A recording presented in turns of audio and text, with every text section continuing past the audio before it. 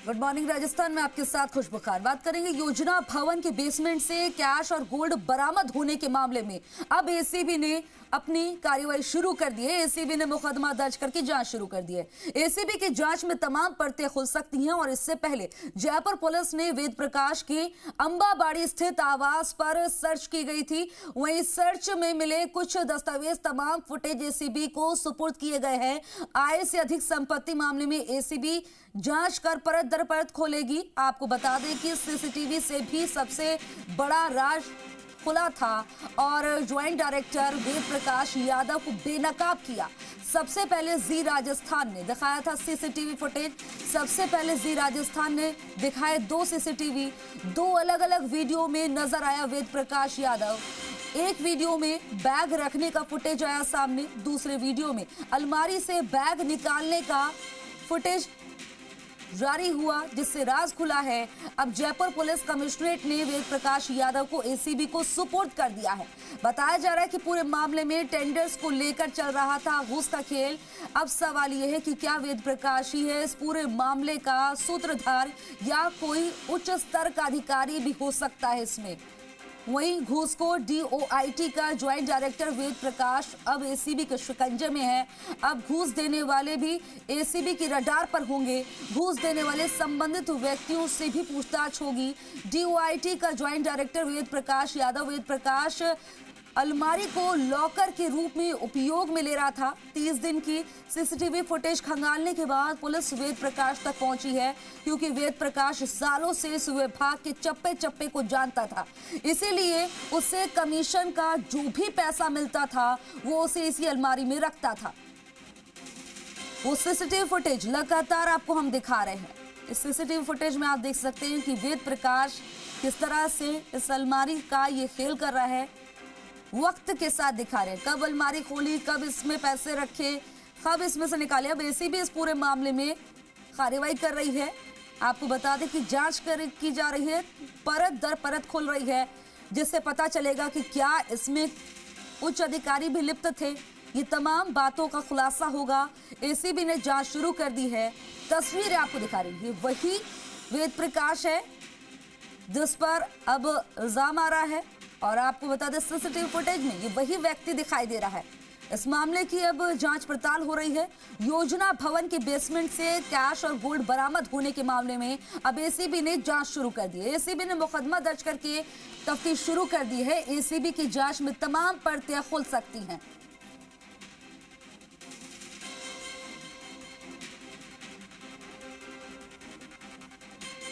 कोई बड़ा अधिकारी भी लिप्त हो सकता है, इसकी जांच चल रही है।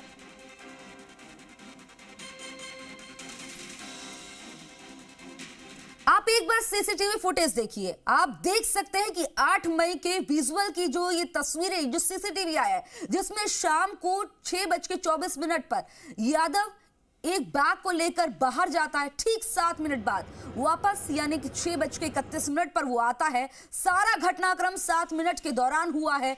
इसको क्या माने? क्या यादव खाली बैग लेकर बाहर गया और 6 मिनट बाद उसमें कुछ लेकर अंदर लौटा, या फिर भरा बैग लेकर गया और बाहर जाकर आधा खाली करके आया?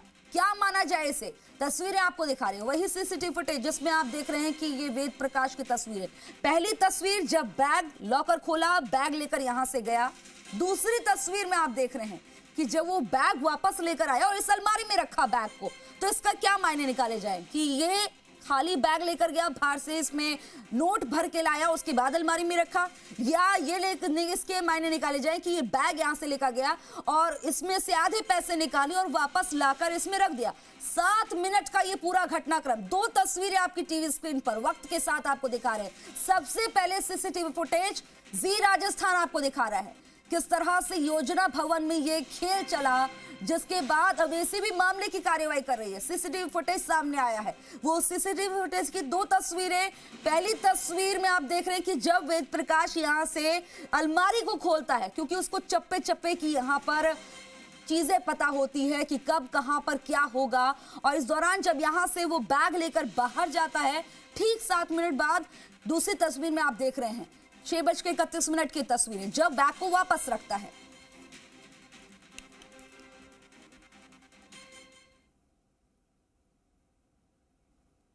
तो योजना भवन के बेसमेंट में करोड़ों का कैश और गोल्ड मामले में पल पल की खबर की अपडेट आप तक पहुंचा रहे हैं। जी राजस्थान सबसे पहले आप तक पहुंचा रहा है। बेसमेंट में बता दें कि अलमारी से 2,31,49,500 रुपए बरामद हुए थे। कितने कितने के कौन से नोट थे आप वो भी इन तस्वीरों में देखिए। बता दें कि यहां पर 1,000 के 7,298 नोट और 500 के 17,107 नोट यहां पर बरामद हुए। सोने की जो सिल्ली बरामद हुई है उसकी 60 लाख रुपए से ज्यादा की कीमत आंकी गई है।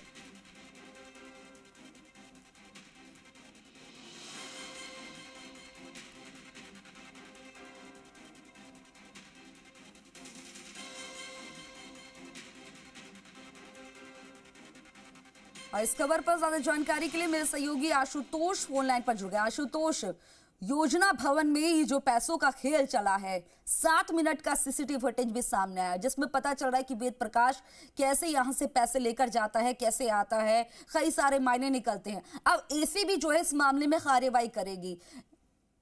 अभी तक क्या कुछ कार्रवाई?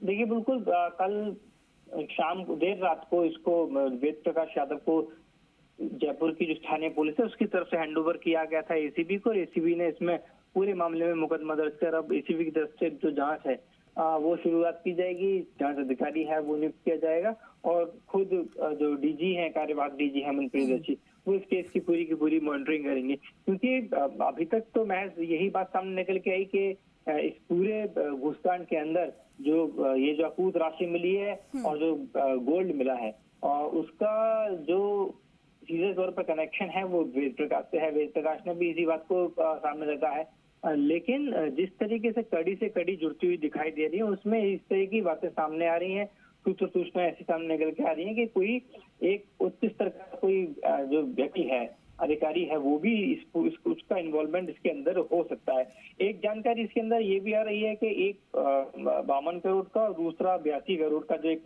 टेंडर है उसकी एवज में ये जो पूरी घूस की राशि है ये वहां पहुंची थी। अब आप ये भी हमको तय करना होगा कि क्या टेंडर की जो प्रक्रिया होती है उसमें सिर्फ और सिर्फ नीचे के स्तर के क्या ज्वाइंट डायरेक्टर के जो अधिकारी होते हैं उनकी ही परमिशन की जरूरत होती है, या उच्च स्तर के अधिकारियों को भी उस बारे में अवगत कराया जाता है, क्या उनकी भी परमिशन उसके अंदर होती है, ये भी बहुत ज्यादा जरूरी हो चुका है। अब क्योंकि ये पूरा मामला करप्शन का बना, ऐसे में इस पूरे केस को हैंडओवर किया गया है एसीबी को। लेकिन उससे पहले जो वेद प्रकाश यादव है उसके घर पे छापामारी की गई, वहां सर्च कंडक्ट की गई, वहां कुछ दस्तावेज हैं जरूरी वो बरामद किए गए हैं। कैसे अलमारी को वो प्राइवेट लॉकर के तौर पे यूज कर रहा था, हमने वो वीडियो सबसे पहले पूरे राजस्थान के अंदर सबसे पहले सामने रखा, बकायदा टाइमलाइन के साथ बताया कि किस टाइमलाइन पे वो मौके पर पहुंचा है, किस टाइमलाइन पे वो बाहर निकला है, कब वो बैग लेके अंदर जाता है, एक खाली बैग लेके अंदर जाता है, वहां से कुछ लेता है, बैग में डालता है और फिर चला जाता है, बाहर से कुछ लेकर आता है और फिर उसके अंदर रखता है। ये सारी जानकारी सबसे पहले अपने सामने रखने की कोशिश की है और ये वही वीडियो है जिसके चलते जयपुर पुलिस को सबसे पहले लीड मिली। ये भी माना जा रहा है कि कई उच्च अधिकारी भी इसमें लिप्त हो सकते हैं। देखिए, इस तरफ इशारा बार बार इसलिए जा रहा है क्योंकि एक तो इतनी बड़ी राशि मिलना, दूसरा टेंडर की बड़े टेंडर की जो प्रक्रिया होती है उसमें जो जेडी होते हैं, ज्वाइंट डायरेक्टर पद के जो अधिकारी होते हैं, सिर्फ उनकी ही हामी काफी नहीं होती, उसके अंदर जो साइनिंग अथॉरिटी होती है वो उच्च अधिकारी होते हैं। उच्च अधिकारियों को उस बारे में अवगत कराना होता है, वो जो फाइल है उच्च अधिकारियों के टेबल तक जाती है, उनको अवगत कराना होता है। तो क्या उनकी जानकारी में था या नहीं था, और अगर उनकी जानकारी में होने के बावजूद भी ऐसा हुआ है तो ये अपने आप में बड़े सवालिया निशान खड़े करता है, जिसकी जांच अब एसीबी को करनी है। और अब तक जिस तरीके से एसीबी अपनी तमाम जांच में बेंचमार्क बनाती हुई आई है कि हर उस व्यक्ति को पकड़ा है, चाहे छोटा व्यक्ति हो, छोटा घूसखोर हो या बड़ा घूसखोर हो, उस तक एसीबी पहुंची है। तो अब एसीबी को इस पूरे जांच के अंदर ये स्पष्ट करना होगा, ये तय करना होगा राजस्थान में वही बिल्कुल, जो जीरो टॉलरेंस की नीति की बात होती है तो अब कार्रवाई भी उसी हिसाब से होगी, क्योंकि जिस तरह से भ्रष्टाचार ये सामने आया है, जिस तरह से घूसखोरी ये सामने आ रही है, उसके बाद से ऐसा लग रहा है कई सारे राज खुलेंगे। देखिए, इस पूरे घटनाक्रम के अंदर शुरुआत से लेकर आप देखेंगे कि सरकार का एक तरीके से इन्वॉल्वमेंट देखने को मिला है। पहले ही दिन देर रात मुख्य सचिव के स्तर पे प्रेस वार्ता बुलाई जाती है, जिसमें डीजीपी शामिल रहते हैं, एडीजी क्राइम शामिल रहते हैं, जयपुर पुलिस कमिश्नर शामिल रहते हैं। पूरे घटनाक्रम की जो हर मिनट की जो मॉनिटरिंग होती है, हर मिनट का जो फीडबैक होता है वो सीएम को दिया जाता है। खुद इस बात को प्रेस कॉन्फ्रेंस में बताया जाता है कि हम सारी जानकारी मुख्यमंत्री तक पहुंचा रहे हैं, क्योंकि मुख्यमंत्री उस दौरान स्थान में नहीं। अब ऐसे में इसके अंदर कल देर शाम तक पूछताछ में अगर कोई डेवलपमेंट हुआ है, और ऐसा डेवलपमेंट है जिसमें सीधे तौर पे भ्रष्टाचार का एक बड़ा मामला बनता हुआ दिखाई दे रहा है, किसी पर्टिकुलर एक डिपार्टमेंट का बड़ा मामला बनता हुआ दिखाई दे रहा है, उसमें संभावित तौर पे जो जांच की आंच है वो उच्च अधिकारी तक जारी है। तो इसमें एसीबी को केस को हैंड ओवर करना इसलिए जरूरी हो गया था, क्योंकि सीधे तौर पर जो मामला है वो पीसी एक्ट का बनता है, यानी कि घूस लेने का बनता है। किसी व्यक्ति को व्यक्तिगत फायदा पहुंचाने की एवज में जब आप घूस लेते हो और सरकार को नुकसान पहुंचाते हो। एसीबी की कार्रवाई होगी, परत दर परत खुलेगी, उसका अपडेट आपसे लेते रहेंगे। खबर पर आप अपनी नजर बनाए रखिए। बहरहाल खबर पर जानकारी देने के लिए आपका बहुत बहुत शुक्रिया। वहीं पूर्व प्रधानमंत्री राजीव गांधी की पुण्यतिथि आज है और इस मौके पर पीसीसी मुख्यालय पर सर्वधर्म प्रार्थना सभा होगी और सुबह 11 बजे सर्वधर्म प्रार्थना सभा होगी, जिसमें मुख्यमंत्री अशोक गहलोत, प्रदेश कांग्रेस प्रभारी सुखजिंदर सिंह रंधावा, पीसीसी चीफ गोविंद सिंह डोटासरा समेत कई नेता मौजूद रहेंगे। तो आपको बता दें, पूर्व प्रधानमंत्री राजीव गांधी की पुण्यतिथि है आज और इस मौके पर पीसीसी मुख्यालय पर सर्वधर्म प्रार्थना सभा होगी और सुबह 11 बजे सर्वधर्म प्रार्थना सभा होगी, जिसमें मुख्यमंत्री अशोक गहलोत, प्रदेश कांग्रेस प्रभारी सुखजिंदर सिंह रंधावा, पीसीसी चीफ गोविंद सिंह डोटासरा समेत कई नेता मौजूद रहेंगे।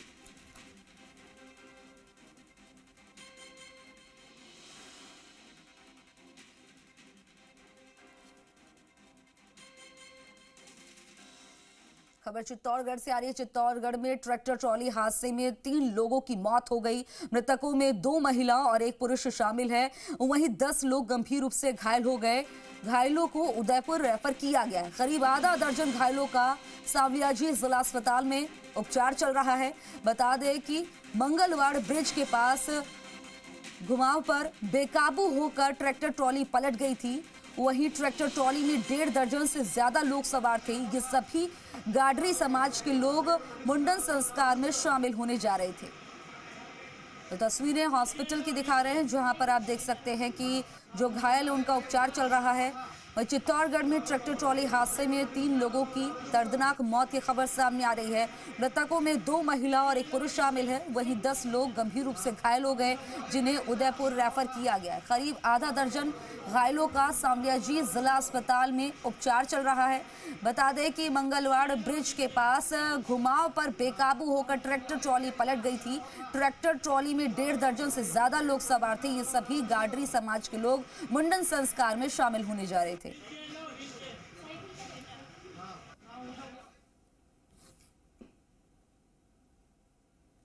राजधानी जयपुर में प्रताप नगर में लाखों लीटर पानी बर्बाद हो रहा है। आखिर जिम्मेदार कौन है, पीएचईडी या हाउसिंग बोर्ड? देर रात यूनिक टावर सेक्टर 26 में पाइपलाइन टूटी और दोनों विभाग बर्बाद पानी को रोकने की बजाय उलझते हुए नजर आए।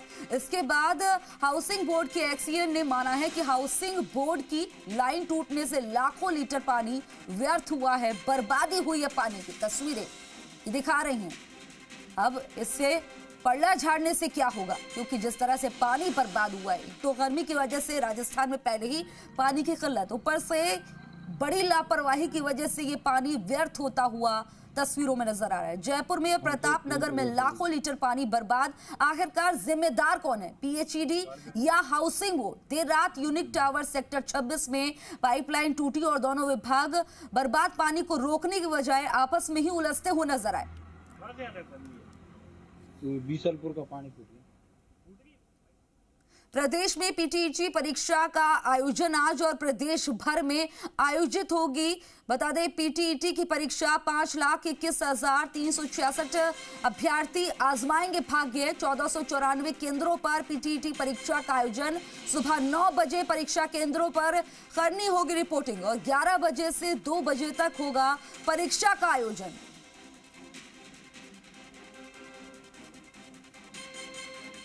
9 बजे से परीक्षा केंद्रों पर एंट्री होगी। 11 से 2 बजे तक परीक्षा होगी। 1494 केंद्रों पर पीटीईटी की परीक्षा। 5,21,366 अभ्यर्थी अपने भाग्य को आजमाएंगे। ये बड़ी खबर।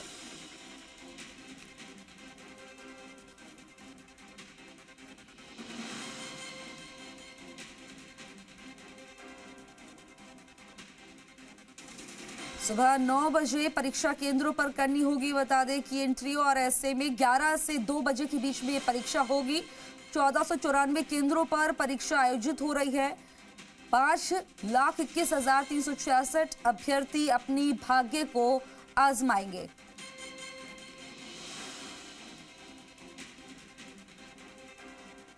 प्रदेश में पीटीईटी परीक्षा का आयोजन हो रहा है आज।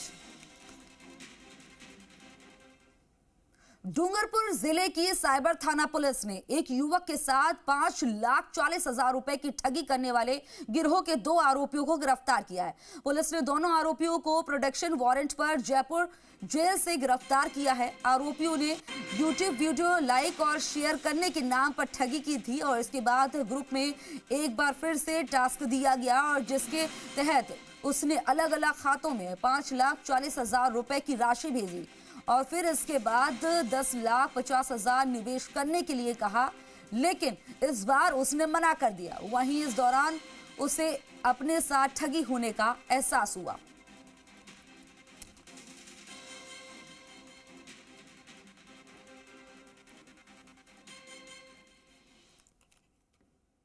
सरहदी इलाकों में हेरोइन तस्करी के मामले दिनों दिन बढ़ते जा रहे हैं। श्रीगंगानगर, सूरतगढ़ में पुलिस और डीएसपी की टीम ने संयुक्त कार्रवाई करते हुए 8 ग्राम हेरोइन के साथ 3 आरोपियों को गिरफ्तार किया है। सिटी थाना के बता दें कि एसआई ओम प्रकाश मान ने गश्त के दौरान स्टेडियम ग्राउंड के पास तीनों आरोपियों को गिरफ्तार किया है। पुलिस ने आरोपियों के कब्जे से हेरोइन की बिक्री के करीब 4,350 रुपए भी बरामद किए हैं। तीनों आरोपी सूरतगढ़ के ही निवासी हैं। पुलिस ने फिलहाल तीनों आरोपियों को के विरुद्ध एनडीपीएस एक्ट में मुकदमा दर्ज करके जांच शुरू कर दी है।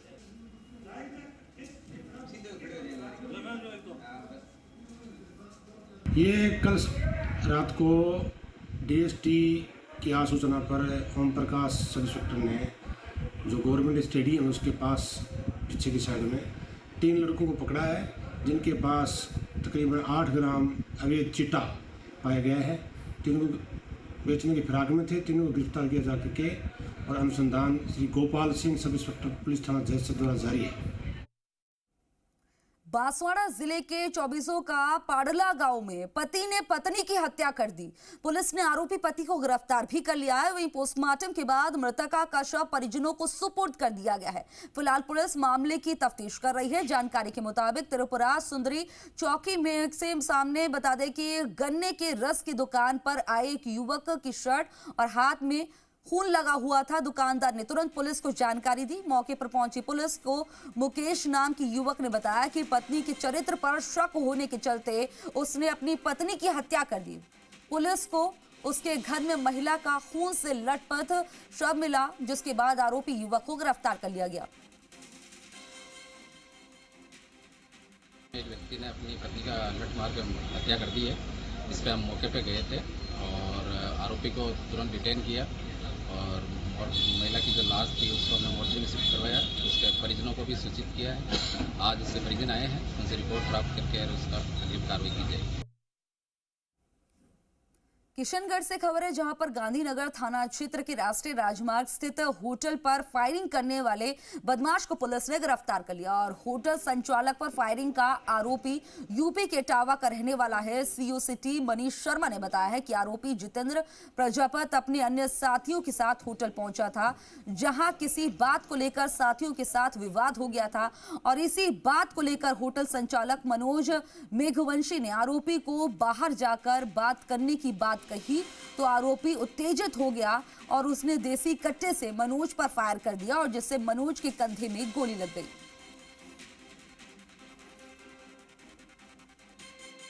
तो होटल संचालक जो था मनोज मेघवंशी, उस पे एक व्यक्ति जितेंद्र प्रजापत ने फायर कर दिया था। तो मनोज मेघवंशी को तुरंत अस्पताल पहुंचाया गया, उसको प्राथमिक उपचार दिलाया गया और वो भी उसका उपचार चल रहा है। जो था जितेंद्र प्रजापत, उसको हमने गिरफ्तार किया है और इसके संबंध में पूरी जांच हम कर रहे हैं। वहीं बता दें कि आपको कि आज से 11 बजे हज उड़ानों का संचालन शुरू होगा। 3 साल के अंतराल के बाद जयपुर अंतर्राष्ट्रीय हवाई अड्डे से संचालन होगा।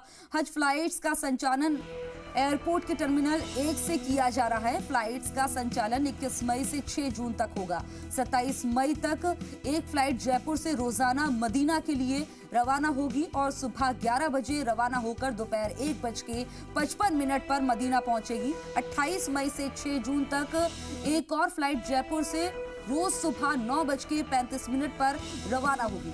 इस तरह 2 विमानों के जरिए कुल 27 फ्लाइट का संचालन होगा। पहली बार जयपुर से सीधे मदीना हज के लिए फ्लाइट जाएगी।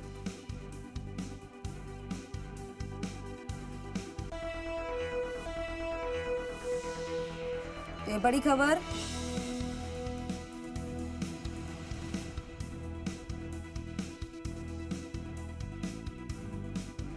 आज से 11 बजे हज उड़ानों का संचालन शुरू होगा। 3 साल के अंतराल के बाद जयपुर अंतर्राष्ट्रीय हवाई अड्डे से संचालन होगा। खबर पर ज्यादा जानकारी के लिए मेरे सहयोगी दामोदर हमारे साथ फोन लाइन पर जुड़ गए। दामोदर, क्या कुछ जानकारी मिल रही है? देखिए, कोरोना के 3 साल बाद आज पहली फ्लाइट हज के लिए जयपुर से रवाना होगी।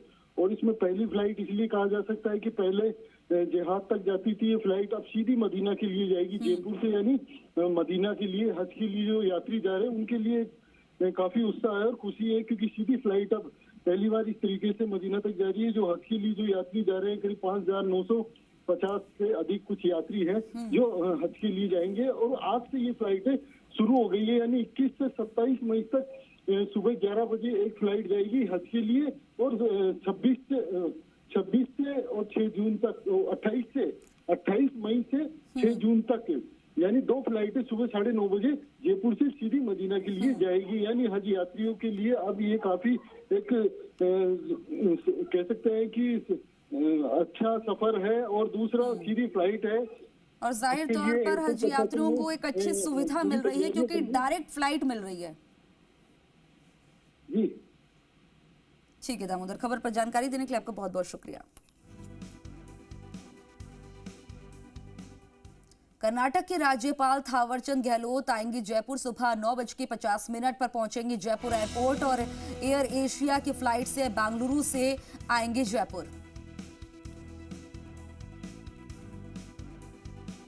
कर्नाटक के राज्यपाल थावरचंद गहलोत जयपुर आएंगे। कर्नाटक के राज्यपाल बता दें कि जयपुर आने वाले हैं।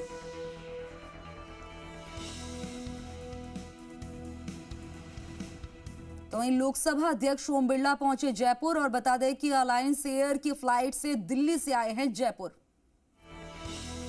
तो बड़ी खबर, लोकसभा अध्यक्ष ओम बिरला जयपुर पहुंचे। अलायंस एयर की फ्लाइट से दिल्ली से आए हैं जयपुर।